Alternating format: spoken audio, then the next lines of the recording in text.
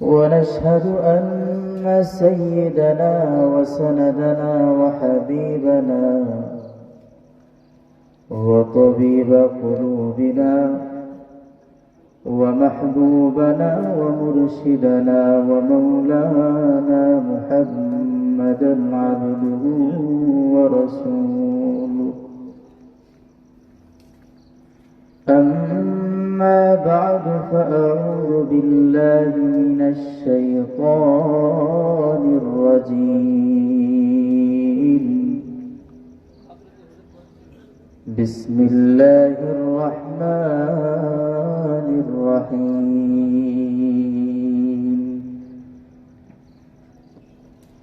ولقد آتينا لقمان الحكمة أن اشكر لله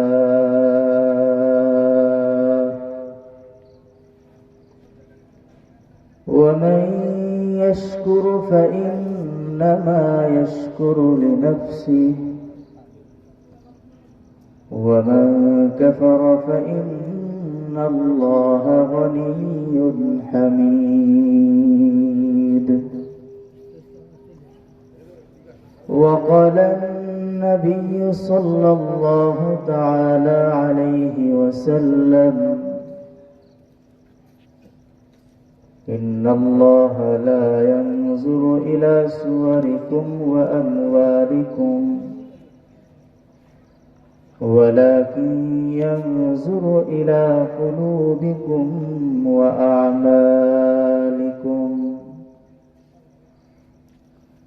أو كما قال النبي عليه الصلاة والسلام.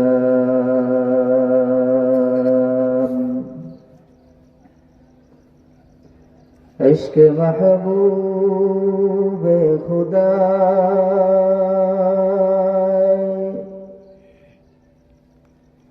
जिस दिल में हासिल नहीं, लाखों मोमिन हो मगर ईमान में कामिल नहीं। बलगल औला बिकमालिही कशफत दुजा बिजमालिही हसनत जमीअ खिसालिही सल्लू अलैहि व आलिहि।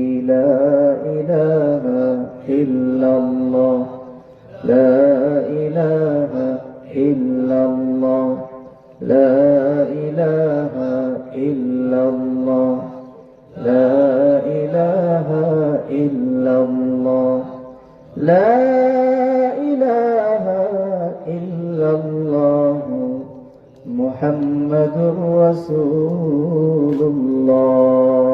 सल्लल्लाहु अलैहि वसल्लम। रुखसार से बुर्का का दरा पर्दा उठा दो, रुखसार से बुर्का का दरा पर्दा उठा दो। लिल्लाह मुझे हुस्न खुदा दाद दिखा दो, लिल्लाह मुझे हुस्न खुदा दाद दिखा दो। ऐ बहर करम सदक हुसैन बिन अली का, ऐ बहर करम सदक हुसैन बिन अली का।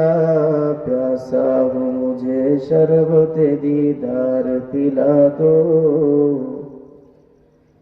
प्यासा हूँ मुझे शरबत दीदार पिला दो। मैं दूर हो मजबूर हो ऐ सैयद आलम, मैं दूर हो मजबूर हो ऐ सैयद आलम। दीदार दिखाते नहीं आवाज सुना दो, दीदार दिखाते नहीं आवाज सुना दो। दुनिया की भी और दीन की भी अपनी करम से, दुनिया की भी और दीन की भी अपनी करम से, बिगड़ी हुई बातों को मेरी आज बना दो, बिगड़ी हुई बातों को मेरी आज बना दो। कातिब से मेरे नाम आमाल मंगा कर, कातिब से मेरे नाम आमाल मंगा कर, जितने अमल ज़िश्त है उन सब को मिटा दो, जितने अमल ज़िश्त है उन सब को मिटा दो। जो लोगों के कहलाते हैं सग तेरी गली के, जो लोगों के कहलाते हैं सग तेरी गली के, उन लोगों के दफ्तर में मेरा नाम लिखा दो, उन लोगों के दफ्तर में मेरा नाम लिखा दो। সকলে জবান খুলে বলি আমিন। আলহামদুলিল্লাহ। ঐতিহ্যবাহী ভাট্টাই ধোবা উত্তরপাড়া বাইতুল নূর জামে মসজিদ কর্তৃক আয়োজিত আজকের এই মাহফিলের সম্মানিত সভাপতি, আমন্ত্রিত ওলামায়ে কেরাম, উপস্থিত দিনদার মুসলমান ইমানদার ভাইরা, পর্দার অন্তরালে অবস্থানরত আমার সম্মানিত শ্রদ্ধা মা ও বোন, আল্লাহ পাক রব্বুল আলামিন দয়া করেছেন, মায়া করেছেন। আল্লাহ পাক ভালোবেসে মোহাব্বত করে এই দ্বীনি মজলিস জান্নাতের বাগানে আসার ও বসার তৌফিক দান করেছেন। সকলেই জবান খুলে বলি আলহামদুলিল্লাহ। প্রিয় ভাইরা আমার, আজকে আমরা এমন একটা সময় এখানে বসে আছি যে সময় ফিলিস্তিনের মুসলমানদের উপরে নির্বিচারে বোমা বর্ষণ হচ্ছে। আজকে আমরা এই সামিয়ানার নিচে নিরাপদ বোধ করছি, কিন্তু আমার ফিলিস্তিনের ছোট ছোট বাচ্চা মা বোনদেরকে আকাশ পথে, স্থল পথে, নদী পথে এমন ভাবে আক্রমণ করতেছে যে প্রতিদিন কয়েক শত মানুষ মারা যাচ্ছে। আপনারা জানেন যে সমস্ত মিডিয়া পশ্চিমাদের দখলে, আমেরিকা যেভাবে প্রচার করতে বলে সেভাবেই তারা প্রচার করে।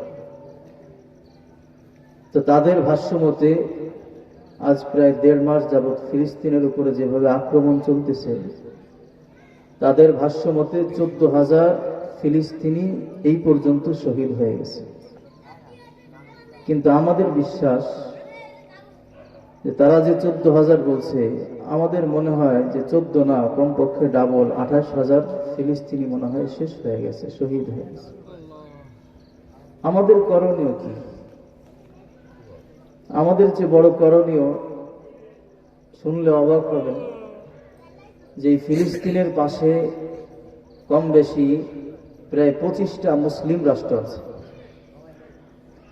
25টা মুসলিম রাষ্ট্র যদি শুধু একবার বলে যে আমরা তোমাদেরকে তেল দিব না, ইসরায়েলকে যদি একবার একটা কথা বলে যে আমরা তোমাদেরকে তেল দেওয়া বন্ধ করে দিলাম, এই একটা কথা বললেই সমস্ত হামলা নিমিষেই শেষ হয়ে যেত। কারণ আরব বিশ্বের তেল না পেলে তাদের বিমান উঠত না, আরব বিশ্বের তেল না পেলে তাদের ট্যাঙ্ক, যেই ট্যাঙ্কের মধ্যে আরব বিশ্বের তেল ভরে ফিলিস্তিনের মুসলমানদেরকে হত্যা করতেছে, শহীদ করতেছে, এটা হতো না। কিন্তু আফসোস এবং দুঃখ যে আজকে তারা নিশ্চুপ হয়ে বসে আছে, শুধু নিন্দা করতেছে। নিন্দা বুঝেন? নিন্দা মানে হলো যে ইসরায়েল আমার প্রিয় ভাই, তুমি যা করতেছো ঠিক হচ্ছে না বাবা, এর নাম হলো নিন্দা। তুমি যা করতেছো ঠিক হচ্ছে না। মুসলমানদের কি এতটুকুন দায়িত্ব, নাকি আরো অনেক দায়িত্ব আছে? আমাদের করণীয় দিলে দিলে জিহাদের তামান্না রাখা, সুযোগ হলে ইনশাআল্লাহ ময়দানে ঝাঁপিয়ে পড়া। রাজি আছেন না ইনশাআল্লাহ? যদি আল্লাহ পাক আমাদেরকে সেরকম সুযোগ দেয়, হাতের মধ্যে অস্ত্র থাকুক চাই না থাকুক, জীবন দেওয়ার জন্য ইনশাআল্লাহ আমরা ফিলিস্তিনে যাবই যাব ইনশাআল্লাহ। তাদের ঈমানের পরীক্ষা হচ্ছে।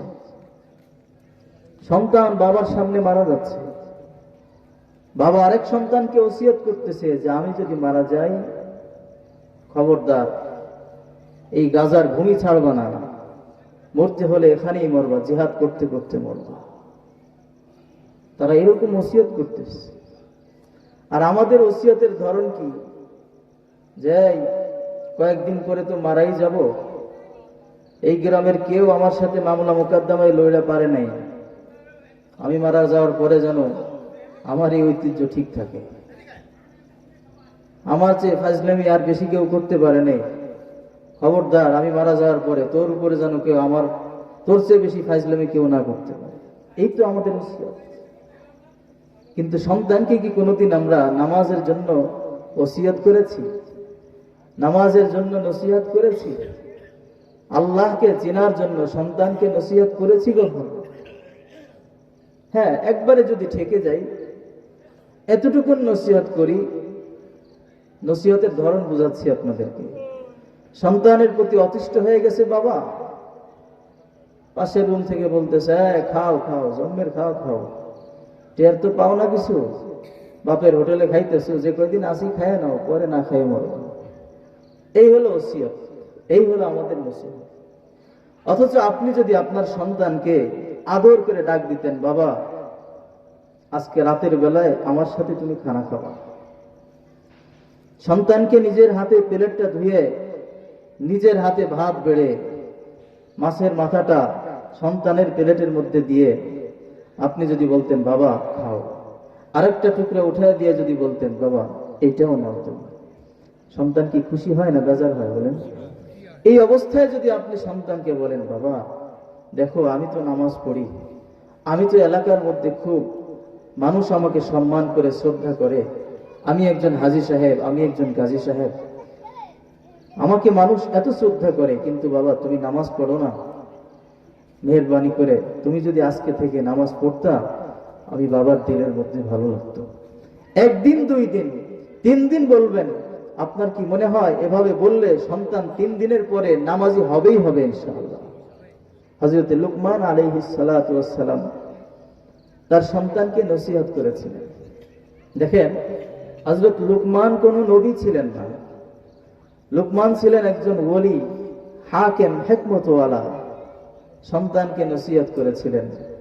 আল্লাহ পাক রব্বুল আলামিন এই নসিহতকে এত বেশি ভালোবেসেছেন, এত বেশি পছন্দ করেছেন যে পবিত্র কুরআনুল কারীমে হযরত লুকমান আলাইহিস সালাতু ওয়াস সালামের লম্বা নসিহত কুরআনের মধ্যে আল্লাহ লিখে দিয়েছেন। এমনকি হযরত লুকমান আলাইহিস সালাতু ওয়াস সালামের নামে পবিত্র কুরআনুল কারীমে একটা সূরা নাযিল করে দিয়েছেন, সূরা লুকমান। বলেন সুবহানাল্লাহ। হযরত লুকমান আলাইহিস সালাতু ওয়াস সালাম সম্পর্কে আল্লাহ পাক রব্বুল আলামিন সূরা লুকমানের 12 নম্বর আয়াতে বলেন, ওয়ালাকাদ আতাইনা লুকমানাল হিকমা। আল্লাহ পাক রব্বুল আলামিন বলেন, আমি লুকমানকে হিকমত দান করেছিলাম। হযরত লুকমানকে আল্লাহ পাক রব্বুল আলামিন হিকমত দান করেছিলেন। লুকমানের চেহারা সুন্দর ছিল, বিষয়টা এমন নয়। হযরত লুকমান দেখতে একজন কালো মানুষ, খাটো মানুষ। দুনিয়ার সমাজে লুকমানের তেমন কোনো দাম হওয়ার কথা ছিল না। হযরত লুকমানের গঠন এবং আকৃতি সম্পর্কে তাফসীর তাবারির মধ্যে ইবনে আব্বাস রাদিয়াল্লাহু তাআলা আনহু থেকে বর্ণিত একটা বর্ণনা। হযরত ইবনে আব্বাস রাদিয়াল্লাহু তাআলা আনহু বলেন, হযরত লুকমান ছিলেন ইথিওপিয়ার একজন সাধারণ কৃতদাস, ছিলেন গোলাম। লুকমান আলাইহিস সালাতু ওয়াস সালাম ছিলেন একজন খাটো মানুষ, কালো মানুষ, যার নাকগুলো ছিল চ্যাপ্টা চ্যাপ্টা, ঠোঁটগুলো ছিল মোটা। দুনিয়ার মধ্যে সৌন্দর্য বলতে যা বোঝা যায়, কোন সৌন্দর্যই হযরতে লুকমানের মধ্যে ছিল না। কিন্তু আল্লাহ পাক রব্বুল আলামিন বলেন, আমি কাউকে আমার আশিক বানানোর জন্য তার চেহারার দিকে তাকাই না। আমি আল্লাহ পাক রব্বুল আলামিন কাউকে বন্ধু বানানোর জন্য তার চেহারার দিকে তাকাই না। বংশ মর্যাদা কেমন সেদিকেও আমি আল্লাহ পাক রব্বুল আলামিন চাই না, বরং আমি আল্লাহ পাক রব্বুল আলামিন দেখি যে একজন মানুষের কলবটা কেমন, তার আমলগুলো কেমন। যার কলব এবং আমলটা সুন্দর, আল্লাহ পাক রব্বুল আলামিন বলেন, আমি আল্লাহ পাক তাকে আমার বন্ধু এবং ওলি হিসেবে কবুল করে নেই। হযরত লুকমান আলাইহিস সালাতু ওয়াস সালাম কেমন হিকমতওয়ালা ছিলেন, একটু আগেই বললাম।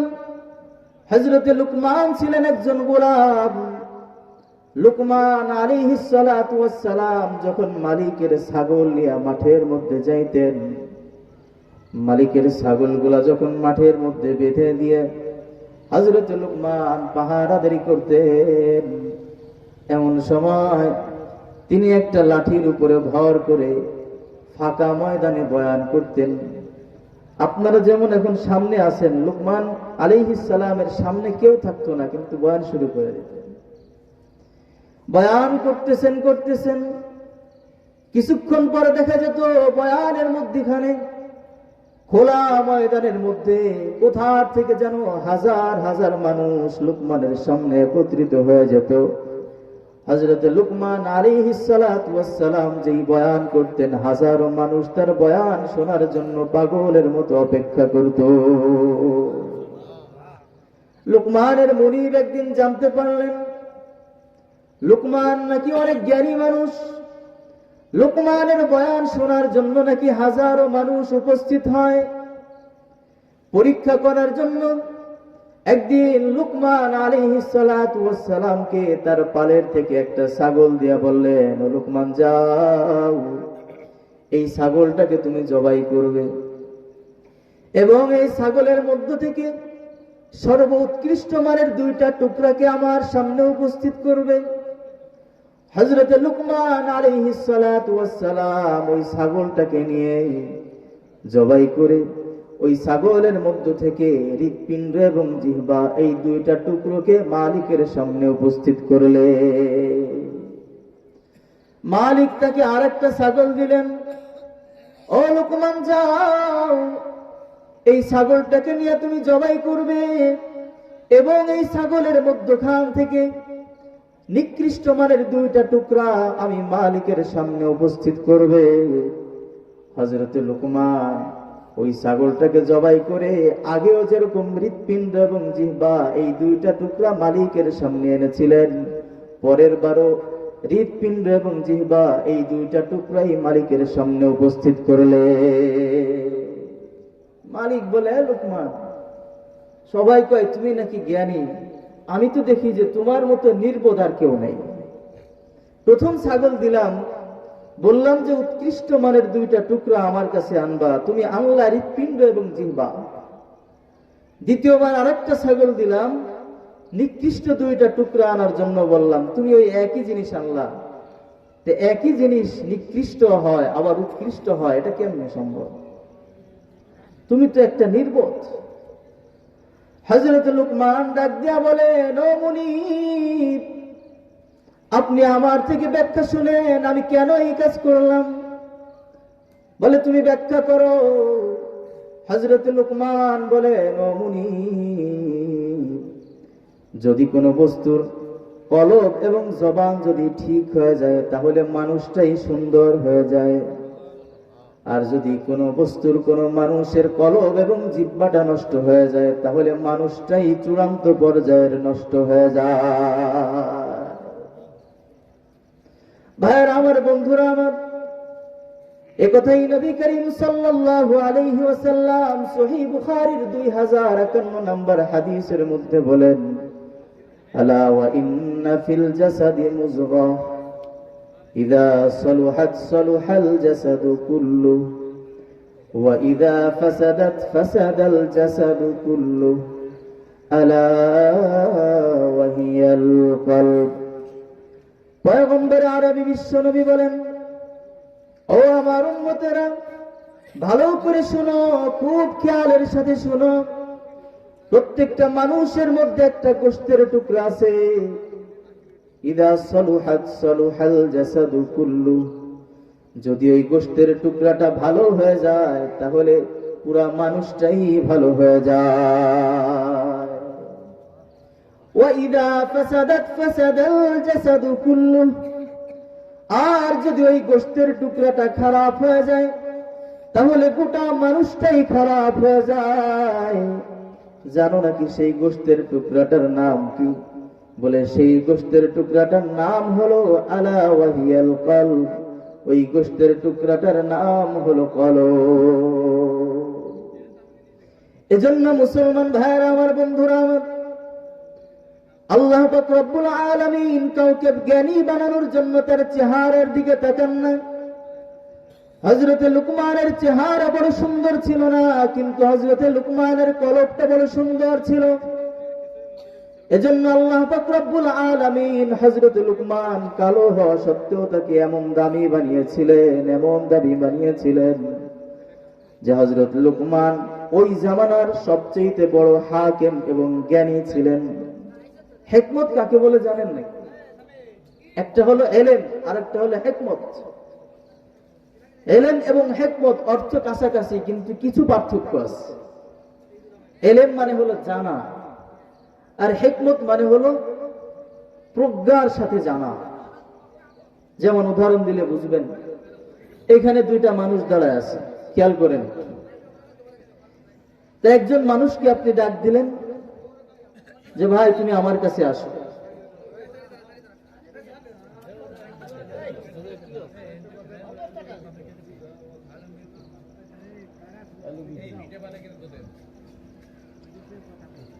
আস্তাগফিরুল্লাহ বলেন সবাই, আস্তাগফিরুল্লাহ রাব্বি মিন কুল্লি যামবিন। তা আমি বলতেছিলাম যে হিকমত কাকে বলে। মনে করেন এইখানে দুইজন লোক দাঁড়ায় আছে, তা আমার আর ওই লোকদের মাঝখানে বিলে আসরা, চিনেন না বিলে আসরা গাছ? যে হাঁটতে গেলে কি হয়, লুঙ্গিতে লেগে যায়। তা আপনি প্রথম জনকে ডাক দিলেন যে ভাই তুমি এদিকে আসো। সে কি করলো, ওই বিলে আসরার মধ্যে দিয়ে সে আমার কাছে হাইটে হাইটে হাইটে হাইটে চলে আসলো। সে আমার কাছে আসলো, ঠিক আছে, কিন্তু আসার সময় তার জামায় লুঙ্গিতে বিলে আসরা লাগাই নিয়ে আসলো। তার এলেম আছে, আসার এলেম তার কাছে আছে। আরেকজনকে ডাক দিলাম ভাই তুমি আসো। সে আসার সময় কি করে, জামাটার একটু গুছায় নেয়, একটু আস্তে আস্তে আস্তে আস্তে আসে। কোন জায়গায় বিলে আসরা নাই, সে কি করে ওই জায়গাটাকে এড়ায় এড়ায় আসে, খুব সাবধানে আসলো। বিলে আসরা তার লাগলো না। সে যে আসলো, এও আসলো, আগের জনও আসলো, কিন্তু আগের জন হিকমতের সাথে আসে নাই, পরের জন হিকমতের সাথে আসছে। এর নাম হলো হিকমত। হযরত লুকমান আলাইহিস সালাতু ওয়াস সালামের হিকমত ছিল। বলে কেমন হিকমত ছিল হযরত লুকমান আলাইহিস সালামের? হযরত লুকমান আলাইহিস সালাতু ওয়াস সালামকে একদিন আল্লাহ পাক রব্বুল আলামিন বললেন, ও লুকমান, আমি তোমাকে দুইটা জিনিসের যে কোনো একটা জিনিস বেছে নেওয়ার স্বাধীনতা দিলাম।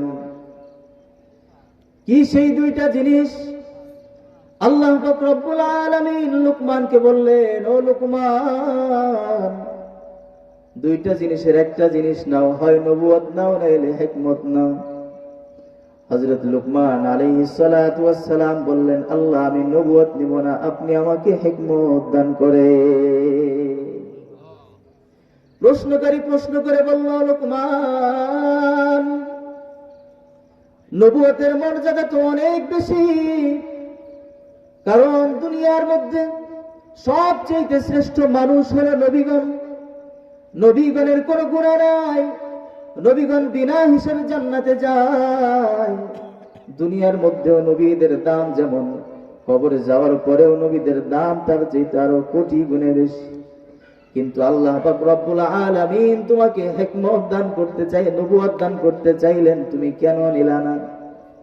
হযরতে লুকমান বলেন, ও ভাই, আমি তো জানি হিকমতের দাম কম, নবুয়তের দাম বেশি, আবার নবুয়তের কাজও বেশি, নবুয়তের ভারও বেশি, অনেক কাজ থাকে নবীদের।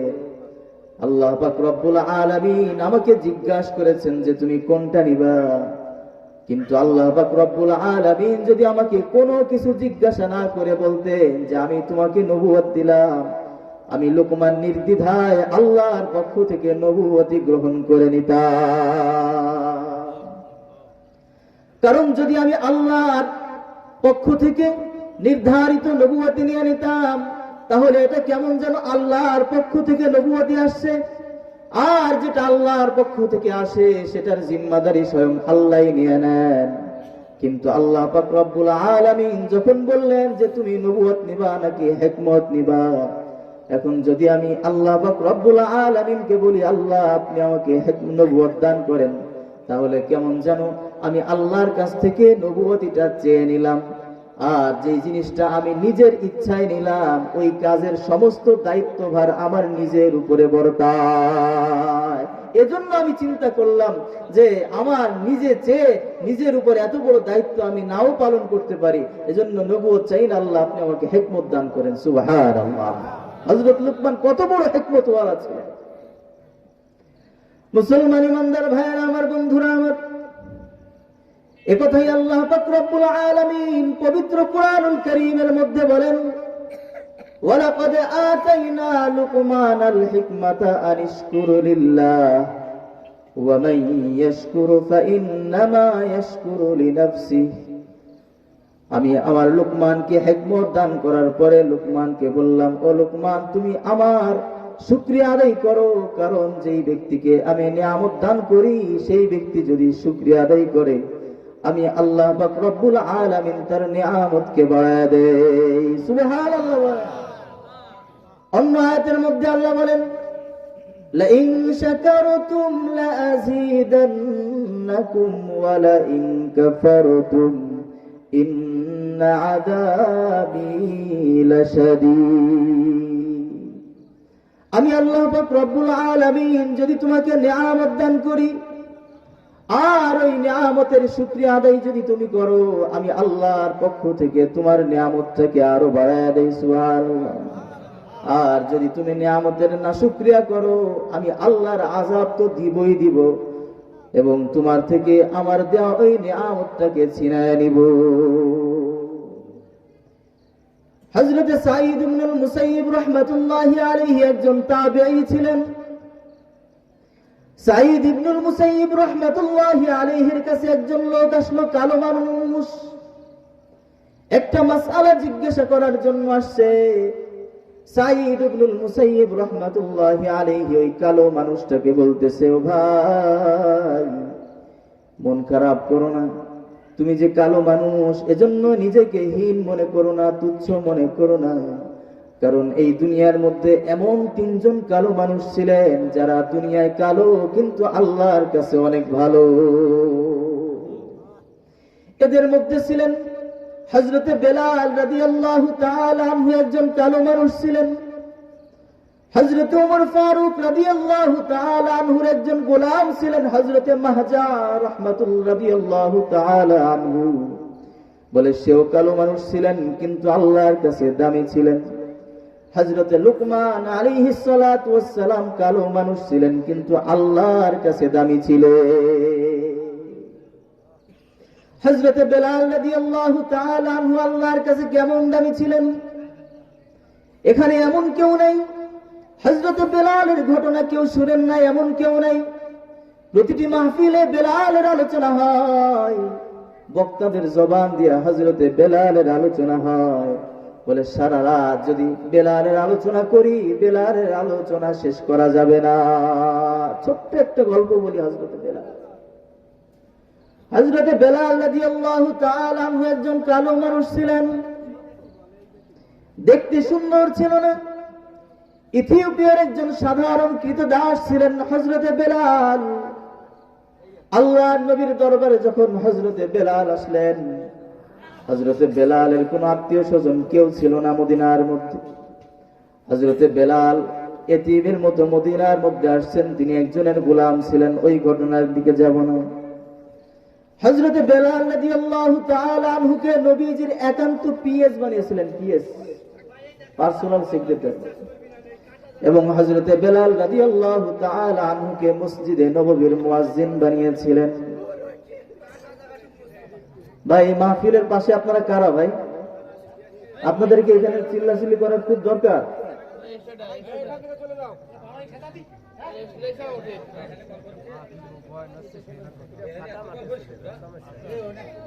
আচ্ছা, আমার দিকে তাকান সবাই,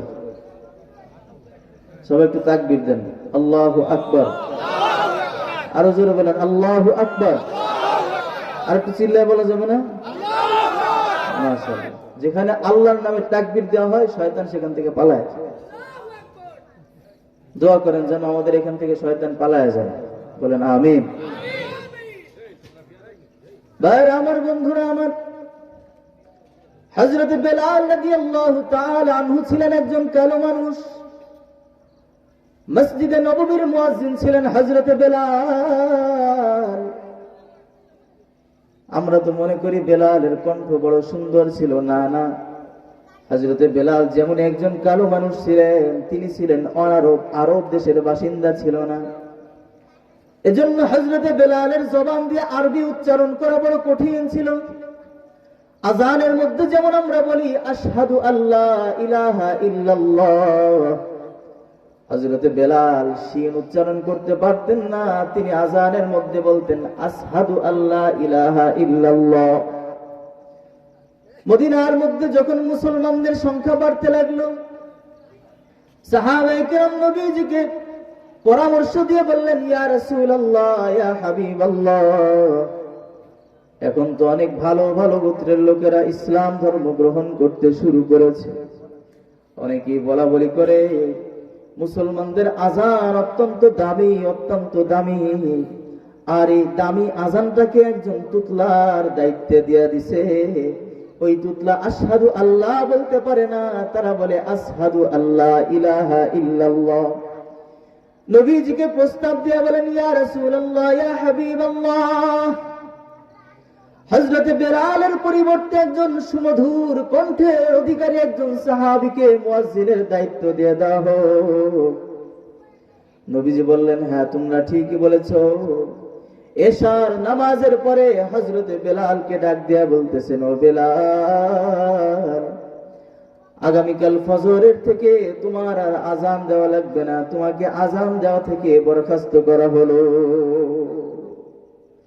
যখনই হযরত বেলাল তার কানে এই আওয়াজটা গেছে, হযরত বেলাল রাদিয়াল্লাহু তাআলা আনহুর মাথার উপরে যেন আসমান ভেঙে পড়েছে। হযরত বেলাল চুপচাপ ওখান থেকে সরে গিয়ে মসজিদে নববীর পিলারের আড়ালে গিয়ে আল্লাহর কাছে কেঁদে কেঁদে বলে, ও আল্লাহ,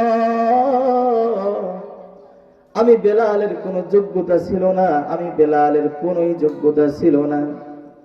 আমি বেলাল একজন কালো মানুষ, কিন্তু আমি তো নিজে কালো হই নাই, বরং তুমি আল্লাহ আমার কালো বানাইছো। আমার তো কোনো অভিযোগ নাই। ওগো আল্লাহ, তুমি আমারে আরবি বানাও নাই, অনারবি বানাইছো, যার কারণে আমি শিন উচ্চারণ করতে পারি না, শিনের জায়গায় সিন উচ্চারণ হয়ে যায়। ওগো আল্লাহ, আমি বেলালের বংশমর্যাদা বাড়ায় দাও নাই, এই ব্যাপারে তো আমার কোনো অভিযোগ নাই। আমি আমার রাসূলের সঙ্গে সব সময় থাকতে পারি, একটাই অজুহাত, সেটা হলো আমি নবীজির মুয়াজ্জিন। আমি নবীজিকে এক নজর যদি দেখতে না পারি, আমি বেলালের বেঁচে থাকার কোনো অধিকার নেই। ওগো আল্লাহ, এতদিন পর্যন্ত আমি মসজিদে নববীর মধ্যে আযান দিতাম, আমি যখন হাইয়া আলাস সালাহ বলে ডান দিকে আমার মুখ ফিরাইতাম, আমি আমার নবীজির চেহারার দিকে তাকাইতাম, হৃদয়টা ঠান্ডা হয়ে যেত। আমি যখন হাইয়া আলাল ফালাহ বলতাম, তখন নবীজির দিকে আমার চেহারা ফিরলে দিলটা ঠান্ডা হয়ে যেত। ওগো আল্লাহ, আগামীকাল ফজর থেকে আমি আর নবীজির ধারে কাছে যেতে পারবো না। আমি বেলাল তো দিলের মধ্যে আর সইতে পারি না। কাঁদতেছে সারা রাত, বেলালের বুক ভিজে যায়।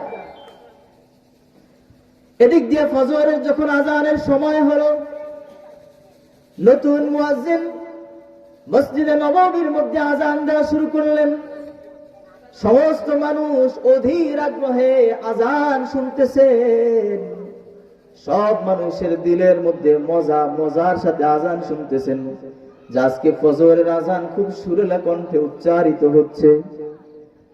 আযানের পর হঠাৎ করে আল্লাহ পাক রব্বুল আলামিনের পক্ষ থেকে হযরত জিবরিল আমিন নবীজির সামনে এসে উপস্থিত।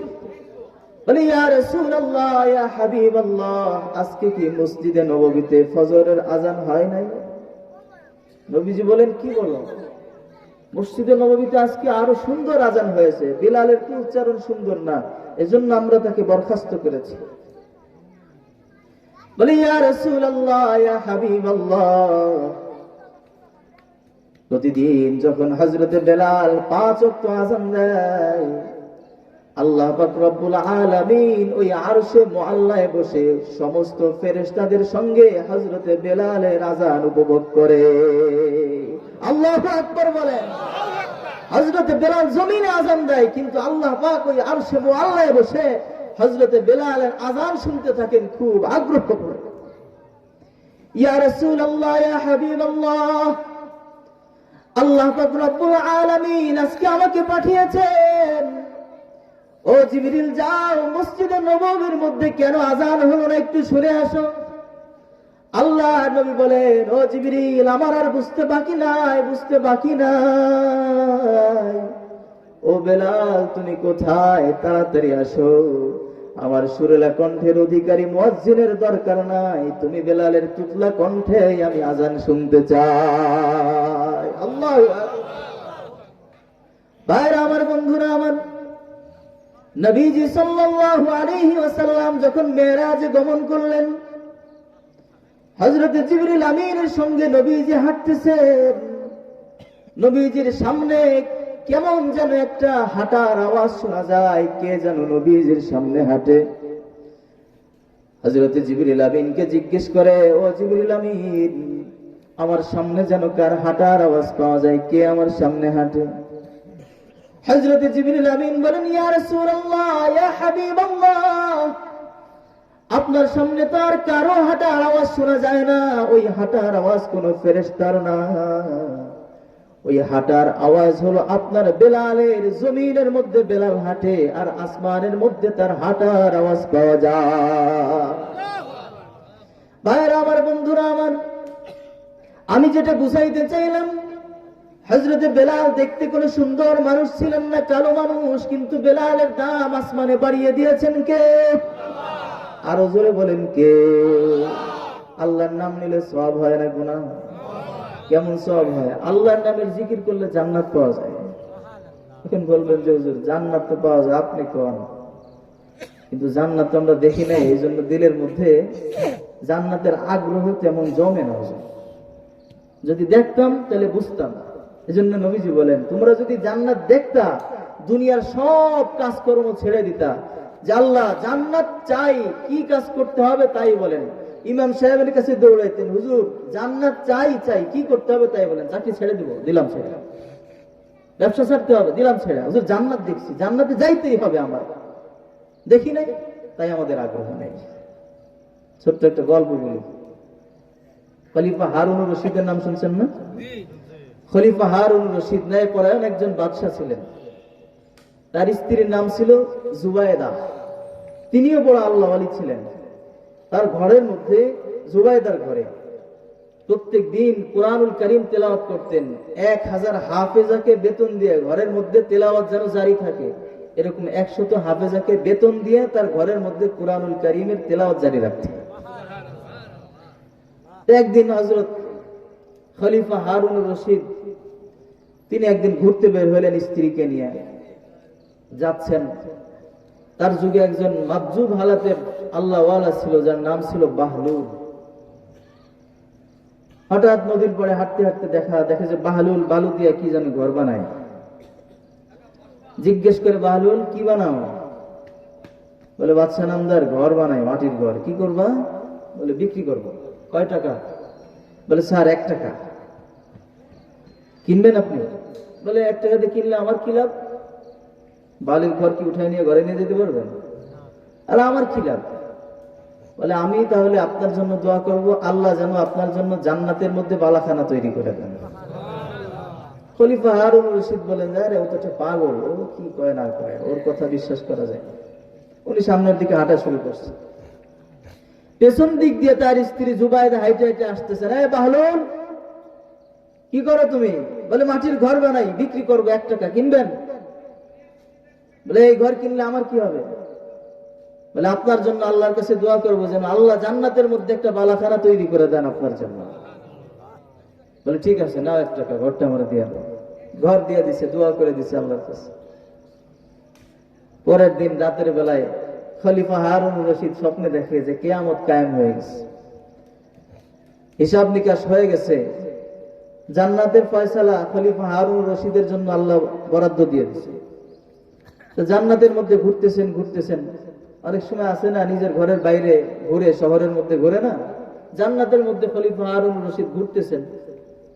ঘুরতে ঘুরতে যেদিকেই তাকায় দেখে যে চোখ জোড়ানো দৃশ্য, এদিকে ঝর্ণা, ওদিকে বাড়ি, ওদিকে ঘর, ওদিকে অট্টালিকা, যাইতেছেন আর দেখতেছেন, মনের আনন্দে ঘুরতেছেন। কিছুদূর সামনে যাওয়ার পরে দেখেন এত সময় যা দেখছি সব কিছুর চাইতে অতি সুন্দর, অতি উত্তম এমন একটা বিল্ডিং, এমন একটা প্রাসাদ যা জান্নাতকে তুচ্ছ করে দেখে। ওই যে বিল্ডিং, ওই বিল্ডিং এর উপরে দেখে যে বিল্ডিং এর মালিকের নাম হলো জুবাইদা। হাঁটতে হাঁটতে চিন্তা করছে আমার স্ত্রীর ঘর, যাই দেখে। গেটের সামনে গেছে, যাওয়ার পরে দারোয়ান কয়, স্যার কই যাবেন? দাঁড়ান দাঁড়ান, পরিচয় দিয়ে যান। সেনাবাহিনীর কাছে গেলে পরিচয় দিয়ে যেতে হয় না? স্যার পরিচয় দিয়ে যান। বলে আরে আমি তো খলিফা হারুন রশিদ, আমি একজন বাদশাহ, তুমি আমারে বাধা দাও, সাহস কত বড় তোমার? স্যার আপনি বাদশাহ হন আর যেই হন, যাইতে পারবেন না। বলে এই বিল্ডিং এর উপরে আমার স্ত্রীর নাম লেখা, জুবাইদা, তার ঘর, আমার স্ত্রীর ঘরে আমি যাইতে পারবো না, এটা কেমন কথা? বলে স্যার আপনার স্ত্রী হোক আর যাই হোক না কেন, আপনি এই ঘরে ঢুকতেই পারবেন না, শুধুমাত্র সেই ঢুকবে যে এই বিল্ডিং এবং প্রাসাদের মালিক।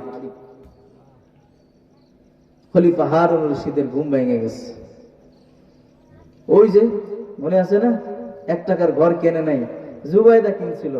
পরের দিন জুবাইদাকে খুঁজে, মানে বাহালুলকে খুঁজে, কিন্তু হারুন রশিদ আর বাহালুলকে খুঁজেই পায় না।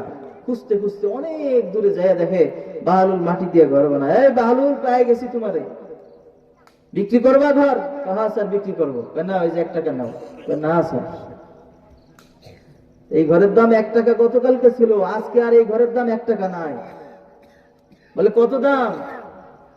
বলে গোটা দুনিয়ার বাদশাহী আমারে দিয়ে দিতে হবে এই ঘরটা নিতে হইলে। মাথায় হাত, আল্লাহ কও কি তুমি? গোটা দুনিয়ার বাদশা তো আমি না, আমি তো মাত্র আরব বিশ্বের বাদশা, আর গোটা দুনিয়ার বাদশাহী তোমারে আমি কেমনে দিব? স্যার দাম বেড়ে গেছে আজকে। কেন?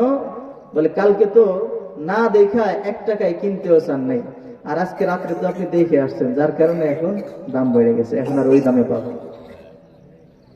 এজন্য ভাই, জান্নাত দেখি নাই, যার কারণে জান্নাতের কোনো মূল্য আমাদের কাছে নাই। জান্নাত যদি দেখতাম সব ছেড়ে দিতাম। আল্লাহ পাক রব্বুল আলামিন এই জান্নাতকে লুকায় রাখছে। ওমা তাদরি নাফসুন, কোন নফস জানে না, কোন মানুষ জানে না যে তাদের জন্য আমি চক্ষু শীতল করার জন্য কি রেখে দিয়েছি জান্নাতের মধ্যে। সুবহানাল্লাহ। এজন্য নবীজি বলেন, মা লা আইনুন রাআত, জান্নাত হলো এমন একটা বস্তু যা দুনিয়ার কোন চোখ দেখে নাই। ওয়ালা উযুনুন সামিআত, এমন একটা বস্তু যা কোন কান শুনে নাই। ওয়ালা খাতারা আলা কলবি বাশার, কোন মানুষ কল্পনাও করতে পারে নাই যে জান্নাত কেমন। সুবহানাল্লাহ বলবেন না? আমি যেটা বলতেছিলাম যে হযরত বেলাল রাদিয়াল্লাহু তাআলা আনহু কালো ছিলেন, কিন্তু আল্লাহর কাছে ছিলেন দামি। মুসলমান ভাইয়েরা আমার, বন্ধুরা আমার, হযরত বেলাল রাদিয়াল্লাহু তাআলা আনহু কালো হওয়া সত্ত্বেও আল্লাহর কাছে দামি ছিলেন। হযরত সাঈদ ইবনুল মুসাইয়িব রাহমাতুল্লাহি আলাইহি ওই কালো মানুষটাকে বললেন, ও কালো মানুষ, নিজের হীন মনে করো না, তুচ্ছ মনে করো না, কারণ তুমি কালো হয়েছো, তাই কি হয়েছে? তোমার চাইতে আরো কালো মানুষ ছিলেন, তারা দুনিয়ার মধ্যে দামি ছিলেন। এজন্য নিজেকে ছোট মনে করো না। কারণ আল্লাহ পাক রব্বুল আলামিন দুনিয়ার মধ্যে কাউকে জান্নাত দিতে চাইলে কালো দেখেন না, সাদা দেখেন না, কার আমল কত সুন্দর, কার চেহারা কত সুন্দর, এটা আল্লাহ পাক রব্বুল আলামিন দেখেন না।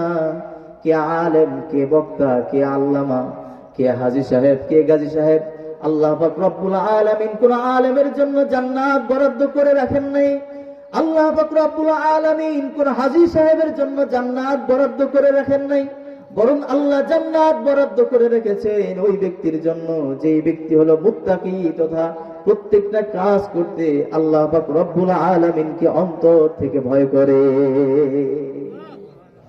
হযরত লুকমান আলাইহিস সালাতু ওয়াস সালাম কে আল্লাহ পাক রব্বুল আলামিন বললেন, আনিশকুরু লিল্লাহ, ও লুকমান, আমি আল্লাহ পাক রব্বুল আলামিনের শুকরিয়া আদায় করো।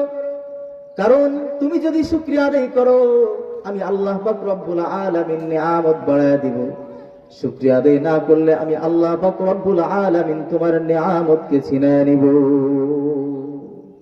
অনেক সময় দেখবেন কিছু মানুষ 10 বছর 20 বছর আগে তাদের কোনো অর্থ ছিল না, 10-20 বছর পরে হঠাৎ করে কোথা থেকে অর্থের পাহাড় হয়ে গেছে।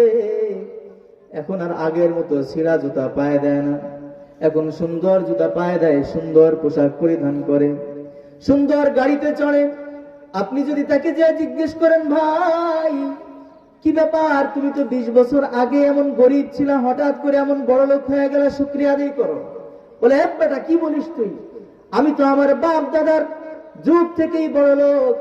পিছনের দুঃখের কথা স্বীকার করে না, আল্লাহ পাক রব্বুল আলামিনের শুকরিয়া আদায় করে না, বরং অহংকার করে। কিন্তু হযরত লুকমান আলাইহিস সালাতু ওয়াস সালাম অহংকার করতেন না, বরং আল্লাহ পাক রব্বুল আলামিনের শুকরিয়া আদায় করতেন। একদিন হযরত লুকমান আলাইহিস সালাতু ওয়াস সালাম বয়ান করতেছিলেন, হাজারো মানুষ হযরত লুকমানের সামনে উপস্থিত। বয়ানের মধ্যখান থেকে একজন লোক দাঁড়ায় বলতেছে, ও লুকমান, বয়ান শুরু করার আগে তোমার কাছে আমার একটা প্রশ্ন রে লুকমান। বলে, কি প্রশ্ন? বলে, ও লুকমান, তুমি কি সেই লুকমান যেই লুকমান আমার সঙ্গে ছোটবেলায় জঙ্গলের মধ্যে কাঠ পোড়াইতা? বলে, বেটা বলার টাইম পাইস না আর? এই ভরা মজলিসে যদি আপনি আমারে বলেন, হুজুর মনে আছে ছোটবেলায় সুপারি চুরি করছিলাম অমুক গাছের থেকে, কেমন লাগবে তখন? হযরত লুকমান আলাইহিস সালাতু ওয়াস সালাম অহংকার করলেন না। হযরত লুকমান আলাইহিস সালাতু ওয়াস সালাম সাবলীল ভাষায় ওই লোকটাকে বললেন, হ্যাঁ ভাই, আমি তো সেই লুকমান যেই লুকমান ছোটবেলায় তোমার সঙ্গে জঙ্গলে কাঠ পোড়াইতাম। বলো, লুকমান, তাহলে তুমি আজকে যেই লুকমান হয়ে গেছো, দামি হয়ে গেছো, কেমনে এই দামি লুকমান হয়ে গেলা? কি এমন গুণের কারণে তুমি এমন দামি হয়ে গেছো? হযরত লুকমান আলাইহিস সালাতু ওয়াস সালাম বলেন, ভাই, আমার এই লুকমান হওয়ার পিছনে অনেক কারণ নাই, কয়েকটা সামান্য কারণ আছে। তার মধ্যে একটা কারণ হলো, প্রয়োজনের অতিরিক্তও আমি কোনো কথা বলি না। যেই কথাটা প্রয়োজন শুধুমাত্র সেই কথাই বলি, অতিরিক্ত কোনো কথা বলি না। আমি লুকমান কোনোদিন হারাম খাই না, আমি লুকমান কোনোদিন মিথ্যা কথা বলি না, আমি লুকমান কোনোদিন কাউকে জুলুম করি নাই। এমন কয়েকটা গুণের কারণে আল্লাহ পাক রব্বুল আলামিন হযরত লুকমানের দাম বাড়ায় দিয়েছে। এজন্য শুকরিয়া আদায় করো। আল্লাহ পাক রব্বুল আলামিন এই আয়াতের শেষে বলেন, ومن شكر فإنما يشكر لنفسه ومن كفر فإن الله غني حميد। আল্লাহ পাক রব্বুল আলামিন বলেন, বান্দা, তুমি যদি শুকরিয়া আদায় করো, তুমি মনে করো না তুমি শুকরিয়া আদায় করলে আমি আল্লাহর কোনো লাভ হয়, বরং তুমি যদি শুকরিয়া আদায় করো তাহলে তোমার নিজের লাভ, আর যদি তুমি শুকরিয়া আদায় না করো তাহলে তুমি বান্দার নিজের লস। কি বলেন, কথা ঠিক না? فإن الله غني حميد। আমি আল্লাহ পাক রব্বুল আলামিন অভাব মুক্ত, আমি আল্লাহর কোনো অভাব নেই, আমি আল্লাহর সম্পদের কোনো অভাব নেই, আমি আল্লাহর প্রশংসার কোনো অভাব নেই। কারণ ওই আসমানের মধ্যে হাজার হাজার লক্ষ লক্ষ কোটি কোটি ফেরেশতারা, তারা দুনিয়ার শুরু থেকে নিয়ে কিয়ামত পর্যন্ত কোন ফেরেশতা সুবহানাল্লাহর আমল করতেছে। দুনিয়ার শুরু থেকে নিয়ে আজ পর্যন্ত অনেক ফেরেশতা আলহামদুলিল্লাহর আমল করতেছে, আল্লাহ পাক রব্বুল আলামিনের গুণকীর্তন গাইতেছে। তুমি বান্দা দুনিয়ার মধ্যে কিছুটা শুকরিয়া আদায় করবা, আমি আল্লাহর বিরাট বড় লাভ হয়ে যাবে না, বরং আমি আল্লাহ পাক অভাব মুক্ত হামিদ, আমি আল্লাহ পাক রব্বুল আলামিন নিজেই হলো প্রশংসিত, আমার কোনো প্রশংসার দরকার নাই। এজন্য যদি প্রশংসা করো সেটা তোমার নিজের লাভ হবে, আর যদি শুকরিয়া আদায় না করো তাহলে তোমার নিজের লস। ভাইরা আমার, বন্ধুরা আমার, সহিহ বুখারীর মধ্যে একটা ঘটনা বর্ণিত হয়েছে। নবীজি সাল্লাল্লাহু আলাইহি ওয়াসাল্লাম বলেন, হযরত আবু হুরায়রা রাদিয়াল্লাহু তাআলা আনহু থেকে বর্ণিত, হযরত আবু হুরায়রা বলেন, নবীজি বলেন, বনী ইসরাইলের মধ্যে তিনজন মানুষ ছিল, যার মধ্যে একজনের সমস্যা হলো সে কুষ্ঠরোগী ছিল, গোটা শরীরের মধ্যে তার কুষ্ঠরোগ ছড়ায় গেছিল। 2 নাম্বার, এমন একজন লোক ছিল যে টাক মাথা, তার চুল গজাইতো না। 3 নম্বরে এমন একজন লোক ছিল যে অন্ধ, দুনিয়ার কোনো কিছুই সে চোখে দেখতো না। আল্লাহ পাক রব্বুল আলামিন পরীক্ষা করার জন্য একজন ফেরেশতাকে ওই 3 জনের কাছে পাঠায়া দিলেন। ফেরেশতা মানুষের সূরতে এসে সর্বপ্রথম কুষ্ঠ রোগীর কাছে গিয়ে বলতেছেন, ও ভাই, তোমার কি প্রয়োজন, তোমার কাছে সবচেয়ে প্রিয় বস্তু কি, তাই বলো, আমি তাই তোমাকে দেয়া দিব।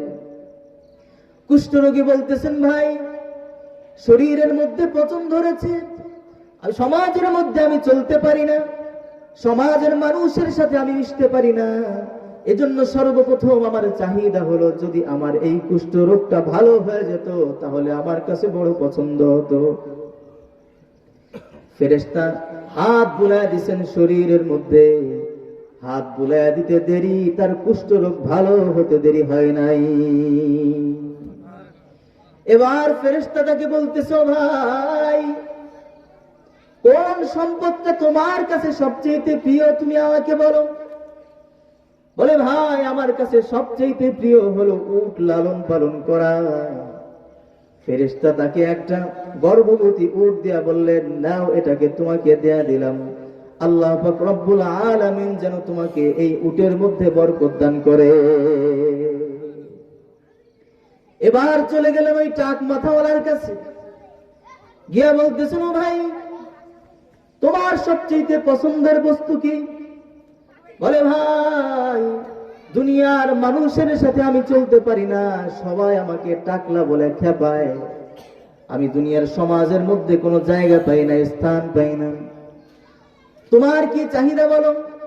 বলে, আমার চাহিদা হলো আমার টাক মাথায় যদি চুল গজায় যাইতো তাহলে আমার কাছে বড় ভালো লাগতো। ফেরেশতা মানুষের সূরতে আসছে, ওই ব্যক্তির মাথার উপরে হাত বুলায় দিছে, সঙ্গে সঙ্গে আল্লাহ পাক রব্বুল আলামিন তার মাথার মধ্যে চুল গজায় দিছে। বলে, ভাই, তোমার কাছে কোন সম্পদটা প্রিয়? বলে, ভাই, গরু লালন পালন করা আমার কাছে সবচেয়ে প্রিয়। একটা গর্ভবতী গরু দিয়া বলেন, ভাই, তোমাকে এটা মালিক বানায়া দিলাম, তুমি এটাকে লালন পালন করো, দোয়া করি আল্লাহ পাক রব্বুল আলামিন যেন তোমার এই গরুর মধ্যে বরকত দান করে। এবার চলে গেলেন অন্ধ ব্যক্তির কাছে, অন্ধ ব্যক্তিকে গিয়ে বলতেছেন, ভাই, তোমার কাছে সবচেয়ে প্রিয় বস্তু কি, তুমি আমাকে একটু বলো।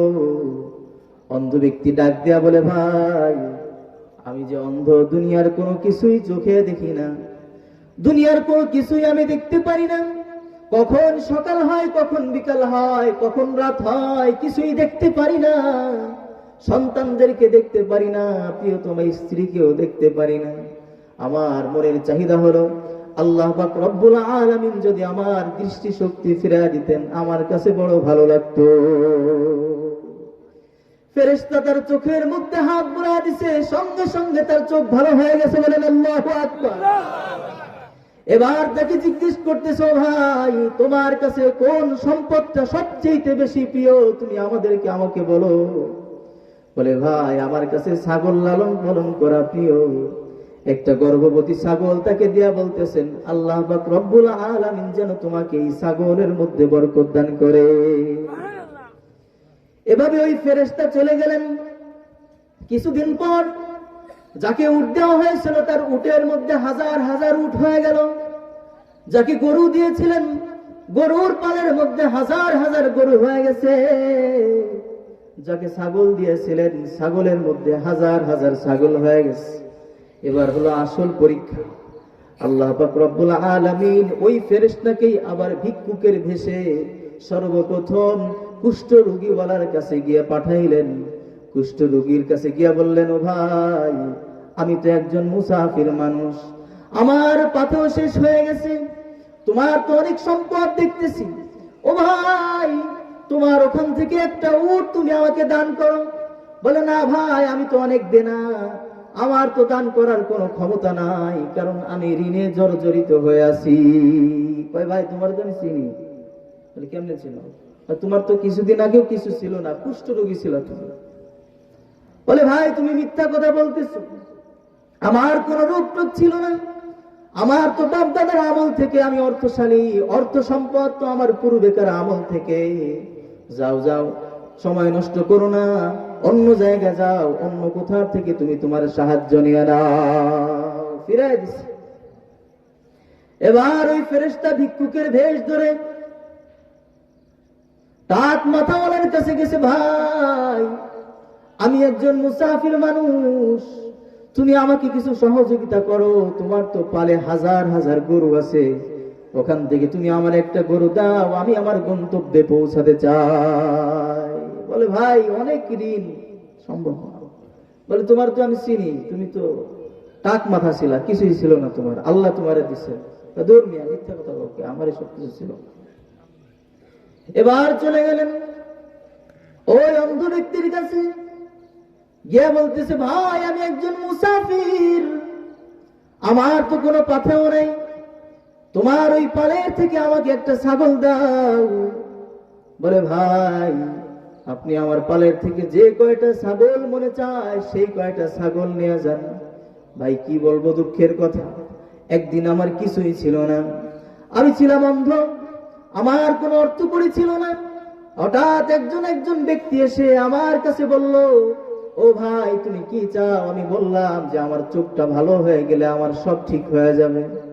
ওই লোকটা এসে আমার চোখের মধ্যে হাত বুলায় দিছে, চোখটা ভালো হয়ে গেছিল। আমার তো কিছুই ছিল না, আমাকে একটা ছাগল দিয়েছিল, ও একটা ছাগল থেকে আমার অনেক বরকত হয়েছে। এখন যে পালের মধ্যে হাজার হাজার ছাগল, আল্লাহ পাক রব্বুল আলামিন যদি না দিতেন এই ছাগলগুলো আমি পাইতাম না। আল্লাহ পাক রব্বুল আলামিন আমাকে বরকত দিয়েছেন, যার কারণে আজকে আমি এই ছাগলের মালিক। সুতরাং তোমার যা লাগে তুমি আমার থেকে ছাগল নিয়ে তোমার প্রয়োজন পুরা করে নাও। ফেরেশতা বলে, ভাই আমি মানুষ না, আমি ভিক্ষুক না, আমার ছাগলেরও প্রয়োজন নাই, টাকারও প্রয়োজন নাই। আল্লাহ পাক রব্বুল আলামিন তোমাদের তিনজনকে পরীক্ষা করতে বলেছেন। আল্লাহ তোমাদের পরীক্ষা নিয়েছেন, আগের দুইজন ফেল, তুমি পাস, তাদের সম্পদ শেষ হয়ে যাবে, আল্লাহ তোমার সম্পদকে আরো বাড়ায় দেবে। ভাইরা আমার, বন্ধুরা আমার, ওয়ামান শাকারা ফাইন্নামা ইয়াশকুরু লিনাফসিহি, এজন্য আল্লাহ বলেন যদি আমি শুকরিয়া আদায় করি তাহলে লাভ হলো আমার, যদি আমি শুকরিয়া আদায় না করি তাহলে লস কার? যেমনটা ওই টাকলার লস হয়ে গেছে, কুষ্ঠ রোগীর লস হয়ে গেছে, আর ওই অন্ধ ব্যক্তি শুকরিয়া আদায় করেছেন, তার সম্পদ বাড়াইয়া দিয়েছেন কে? মুসলমান ইমানদার ভাইয়েরা আমার, বন্ধুরা আমার, হযরত লুকমানের আলোচনা চলতেছিল। হযরত লুকমান তার সন্তানকে নসিহত করেছেন। সূরা লুকমানের মধ্যে আল্লাহ পাক রব্বুল আলামিন খুব যত্ন সহকারে ওই নসিহতগুলো রেখে দিয়েছেন। কিয়ামত পর্যন্ত আল্লাহর নবীর যত উম্মত থাকবে সমস্ত উম্মত যেন ওই নসিহত থেকে তার সন্তানকে নসিহত করতে পারে। সর্বপ্রথম হযরত লুকমান তার সন্তানকে নসিহত করে বলেন, وَإِذْ قَالَ لُقْمَانُ لِابْنِهِ وَهُوَ يَعِظُهُ يَا بُنَيَّ لَا تُشْرِكْ بِاللَّهِ إِنَّ الشِّرْكَ لَظُلْمٌ عَظِيمٌ। হযরত লুকমান তার সন্তানকে ডাক দিয়া বলেন, ও আমার কলিজার টুকরা সন্তান, খবরদার খবরদার, আল্লাহর সঙ্গে তুমি কাউকে শিরিক করো না। সর্বপ্রথম লুকমান তার সন্তানকে শিরিক না করার জন্য নসিহত করতেছেন, কলিজার টুকরা বলে নসিহত করে, লা তুশরিক বিল্লাহ, আল্লাহর সঙ্গে তুমি কাউকে শরীক করো না। ইন্নাশ শিরকা লাযুলমুন আযীম, নিশ্চয় শিরিক হলো অত্যন্ত জঘন্যতম গুনাহ। অন্য আয়াতে আল্লাহ পাক রব্বুল আলামিন বলেন, ইন্নাল্লাহা লা ইয়াগফিরু আন ইউশরাকা বিহি ওয়া ইয়াগফিরু মা দুনা যালিকা লিমান ইয়াশা। আল্লাহ পাক রব্বুল আলামিন বলেন, নিশ্চয়ই আল্লাহ পাক রব্বুল আলামিন শিরিকের গুনাহ ছাড়া যত রকমের গুনাহ আছে সমস্ত রকমের গুনাহকে আল্লাহ পাক রব্বুল আলামিন ক্ষমা করে দেয়। শুধু শিরিকের গুনাহ ছাড়া সব গুনাহ ক্ষমা। হত্যা করে ফেলছেন কাউকে, আল্লাহ বলেন মাফ চা, ক্ষমা করে দেব।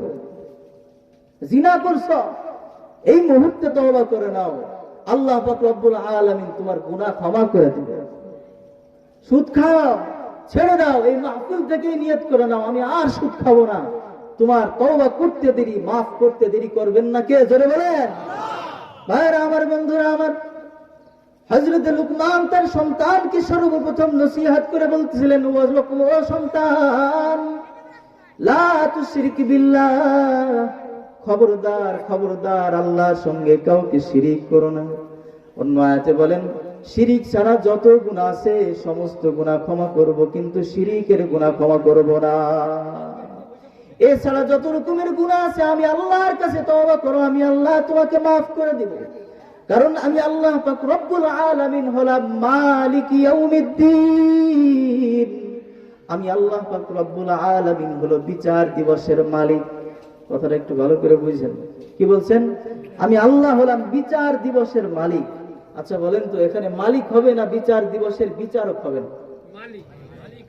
আয়াতের মধ্যে মালিক আছে, কিন্তু বিচার করবেন কে কিয়ামতের দিন? আল্লাহ। কিন্তু আল্লাহ এখানে মালিক বললেন কেন? যে আমি বিচার দিবসের মালিক। আল্লাহ এটা বললেন না কেন যে আমি বিচার দিবসের বিচারক? কি পার্থক্য, কি হিকমত এখানে? দুইটার অর্থ কাছাকাছি, কিন্তু দুইটার মধ্যে কিছু পার্থক্য আছে। যেমন মনে করেন আমার এই মোবাইলটা আছে, তাই না? আমি এই মোবাইলটা আপনাকে দিয়ে দিলাম যে ভাই এই মোবাইলটা আপনার, আজকে থেকে আপনি এই মোবাইলের মালিক।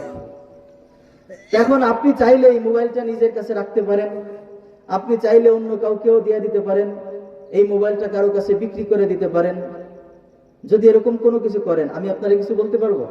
কারণ আপনি মালিক, আপনার যার ইচ্ছা তাকে দিয়েছেন, যেভাবে বিক্রি করার ইচ্ছা সেভাবে বিক্রি করেছেন।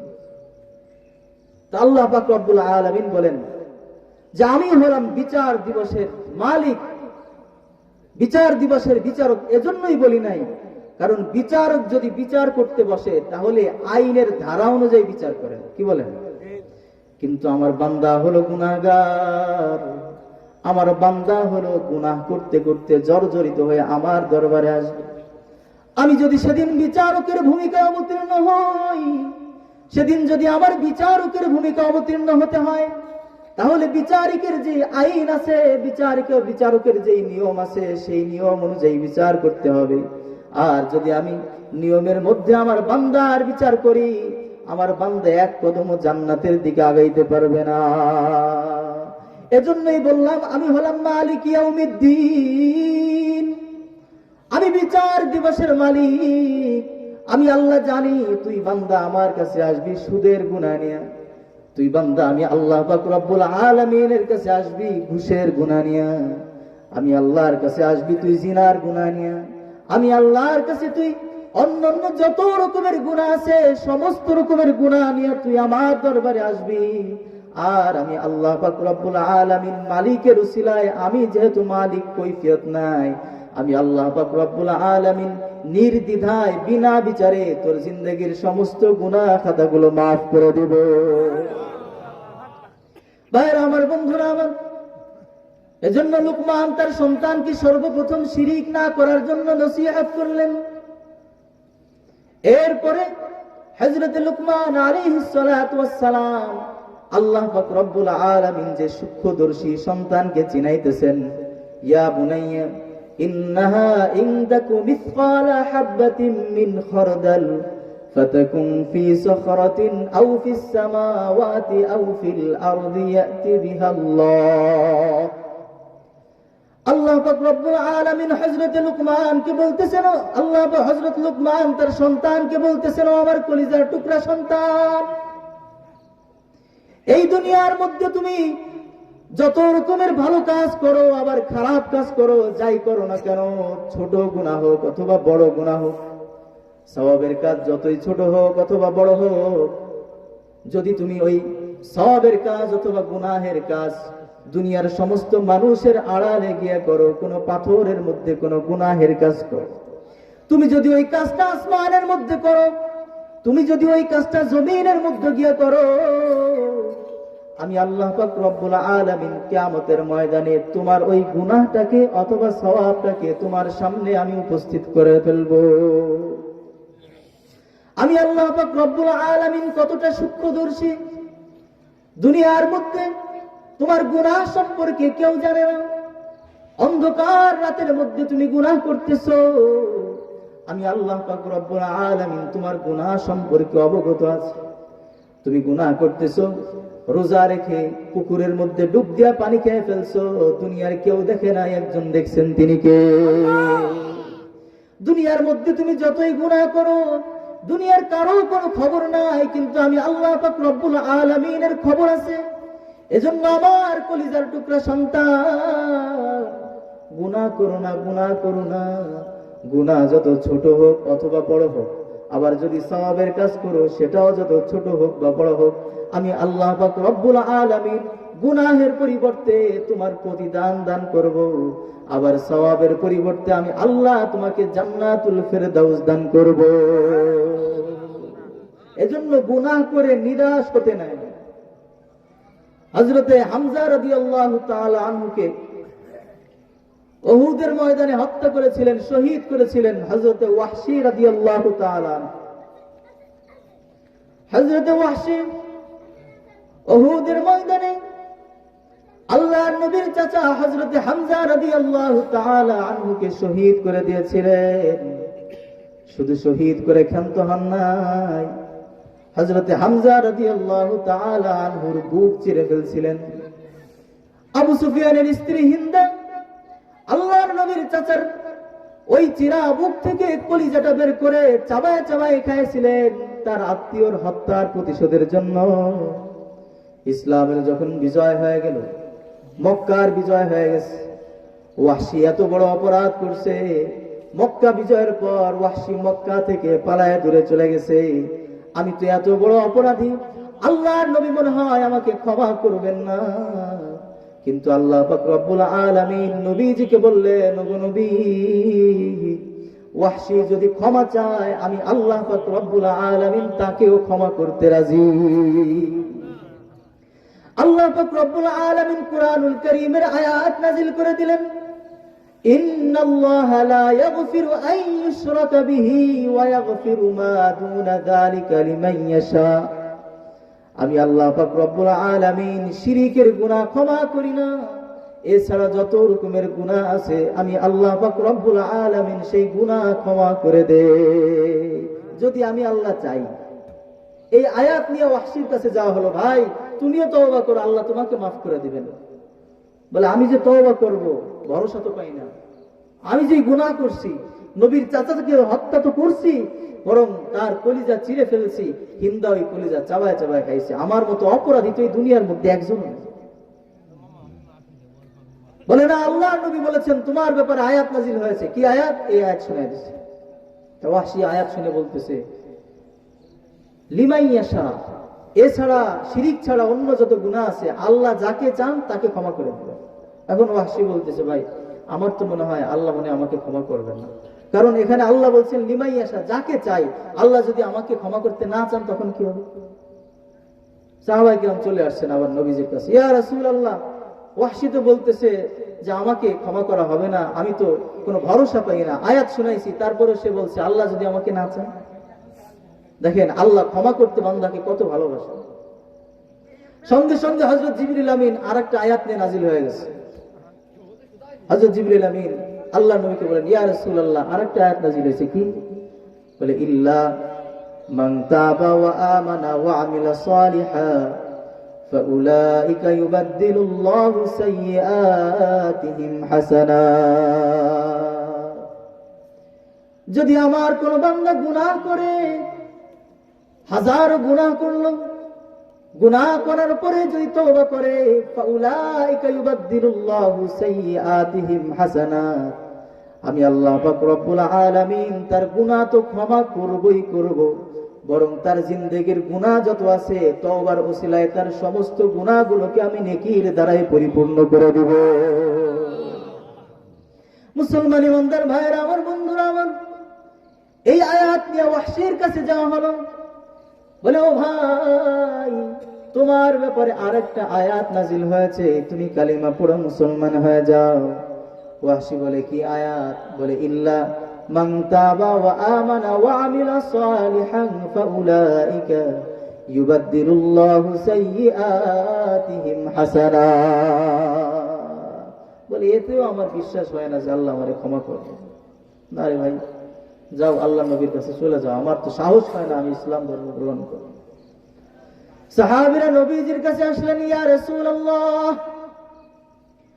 ওয়াহশীকে তো আমরা এই আয়াতটাও শোনা দিলাম, কিন্তু ওয়াহশী বলতেছে আমার এখনো বিশ্বাস হয় না আল্লাহ আমাকে ক্ষমা করবেন।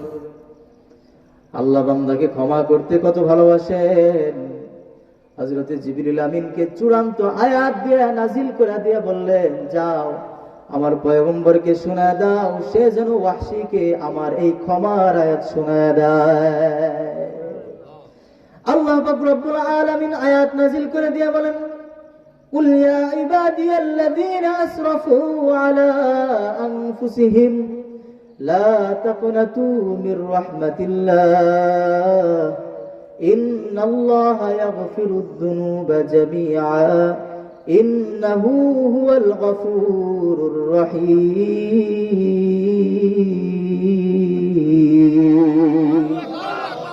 মুসলমান ইমানদার ভাইরা আমার, বন্ধুরা আমার, আল্লাহ পাক রব্বুল আলামিন কতটা আপন করে বান্দাকে বলতেছে, ও আমার বান্দা,